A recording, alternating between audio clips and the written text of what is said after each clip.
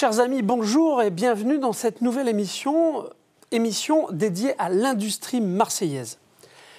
Et j'ai le plaisir d'animer cette émission comme d'habitude avec le grand, le célèbre Mathieu Pini. Bonjour Mathieu. Bonjour Thierry, merci pour cet accueil.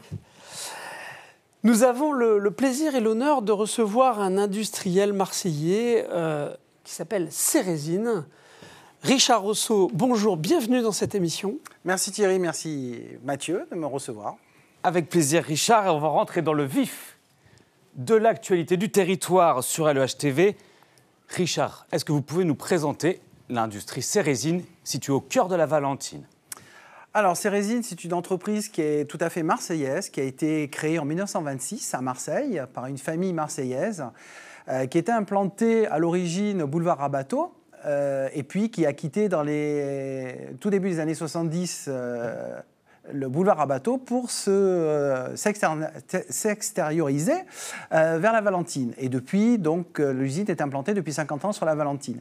Donc Cérésine, c'est une entreprise dont le cœur de métier a toujours été le raffinage et la distribution de cire naturelle. Et ensuite, on s'est orienté vers les mélanges de cire naturelle, de cire synthétique, et essentiellement vers la cosmétique, la pharmacie, la plasturgie.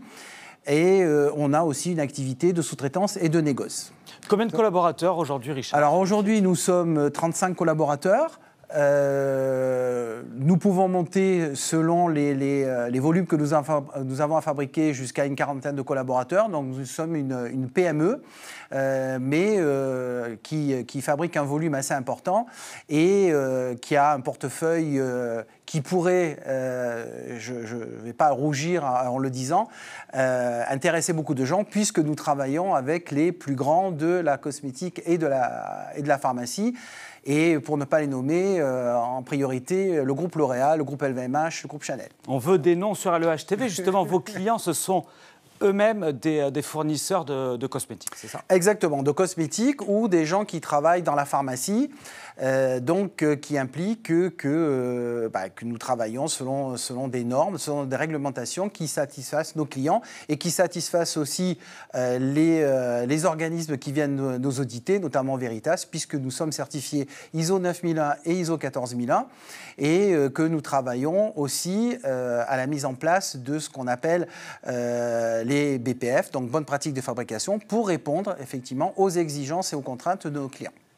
Avec un cahier des charges précis. Alors, c'est amusant parce que vous êtes passé de Rabateau à la Valentine, parce qu'à la Valentine, à l'époque, il n'y avait rien. Alors, à la Valentine, il n'y avait rien. À la Valentine, à l'époque, c'était des... En tout cas, pas d'habitation. Oui, enfin, pas beaucoup d'habitation, mais beaucoup de terrains maraîchers. Et en fait, ce qui s'est passé, c'est que ces terrains se sont vendus et un certain nombre d'entreprises sont venues s'y installer. On en parlait tout à l'heure. Effectivement, lorsque Cérésine s'est implanté à la Valentine, effectivement, il y avait des gens comme Arkeba, qui sont nos collègues et qui existaient déjà, ou les brasseries Phoenix, qui sont devenues maintenant le groupe Heineken. Voilà. Très bien. C'est vrai qu'il y a un territoire industriel un peu particulier sur ce territoire de Marseille. Exactement. Et on a parlé beaucoup de relance dans nos émissions et l'industrie est au cœur de la possibilité de relancer effectivement le pays. Alors, j'ai envie de vous demander quels sont les freins à l'industrie aujourd'hui. Alors, les freins à l'industrie aujourd'hui, c'est que sur la région PACA, effectivement, il y a de moins en moins d'industrie, ça c'est clair. On est encore quelques-uns à résister. On est un petit peu comme le village gaulois du temps d'Astérix, mais on résiste et on aimerait bien effectivement que ce tissu industriel, qu'on soit pris en considération et qu'il soit développé aussi bien par nos partenaires, on va parler des politiques aussi qui sont là, on peut.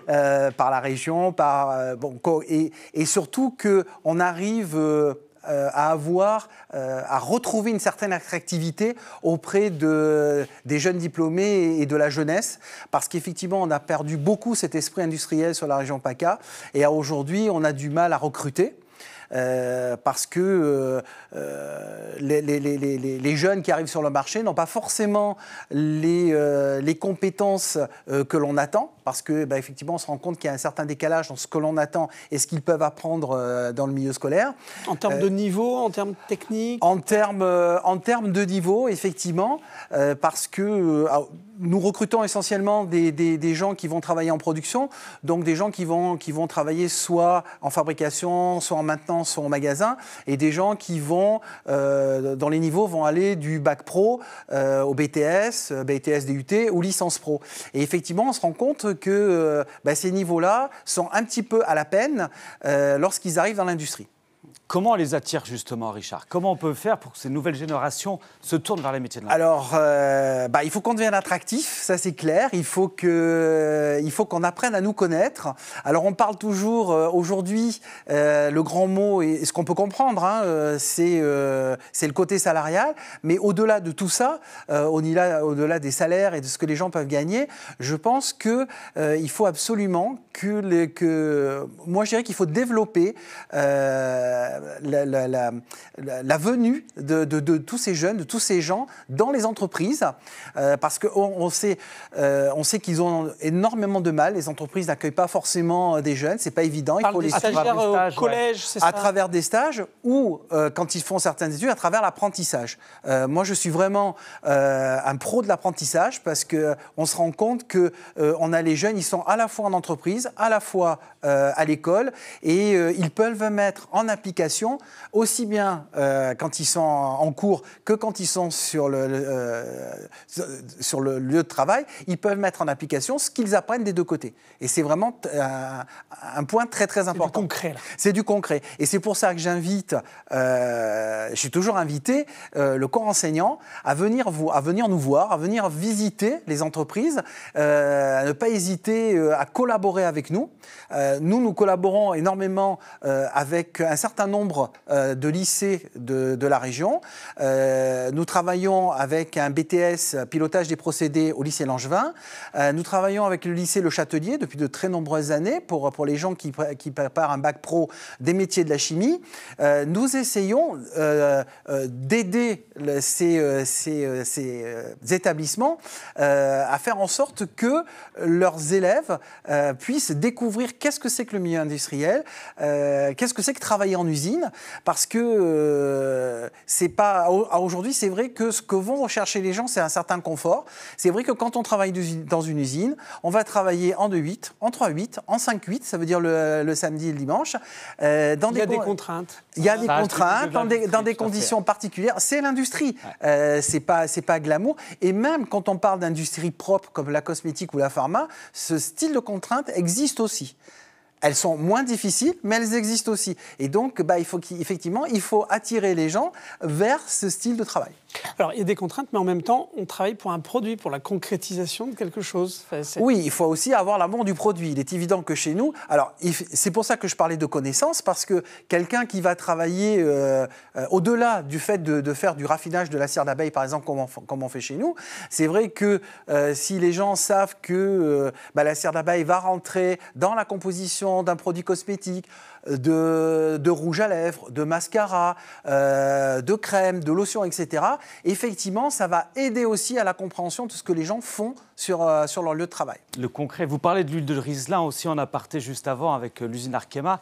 Alors oui, l'usine Arkema qui est pas très loin de chez nous, qui utilise effectivement une matière première d'origine naturelle qui est l'huile de ricin, pour pouvoir en extraire les composants qui vont servir derrière à faire le ricin. Alors, passionnant quand même. Oui, il y a des choses qu'on ne connaît pas en fait sur le territoire. On a bien entendu ce besoin de ressources, ce besoin de réindustrialiser. On en a parlé beaucoup au moment du Covid. Merci Richard pour ce retour d'expérience. Merci à vous.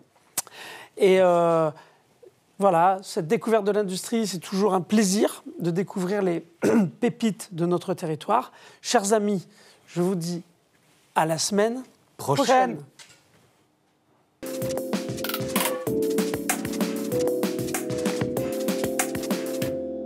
C'était l'émission de Cérésine.